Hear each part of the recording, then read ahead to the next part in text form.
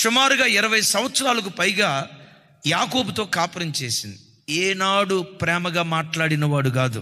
నేనంట ప్రపంచంలో ఏ స్త్రీ అయినా ఎవరి ద్వేషాన్నైనా తట్టుకోగలుగుతుందేమో, కానీ కట్టుకున్న భర్త ద్వేషాన్ని ఏ భార్య తట్టుకోలేదు. ఆ ఇంట్లో అడుగుపెట్టినప్పుడు అత్తమామలు ద్వేషించారు, ఈజీగా దాన్ని భరిస్తుంది సార్. ఎందుకో తెలుసా?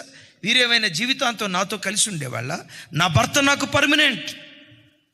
ఆడపడుచుల పోరు ఒక భార్య తట్టుకోగలదు, అత్తామామల పోరు తట్టుకోగలదు, వదినా మరుదుల పోరు ఎవరి పోరైనా తట్టుకోగలదు, ఎవరి ద్వేషాన్నైనా తట్టుకోగలదు, కానీ ఏ భార్య భర్త ద్వేషాన్ని తట్టుకోలేదు. కానీ లేయమ్మ గొప్పతనం ఏంటో తెలుసా? భర్తను విడిచిపెట్టి విడాకులు తీసుకోవాలని కోరుకోలేదు.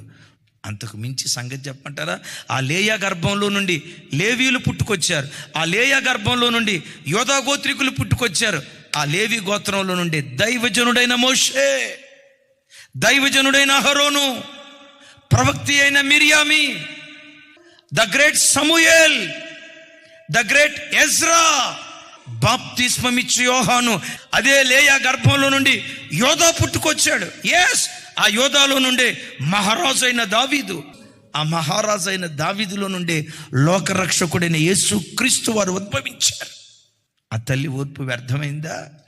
అయ్యా అమ్మా, భార్య గయ్యాలిదా? ఓర్చుకో.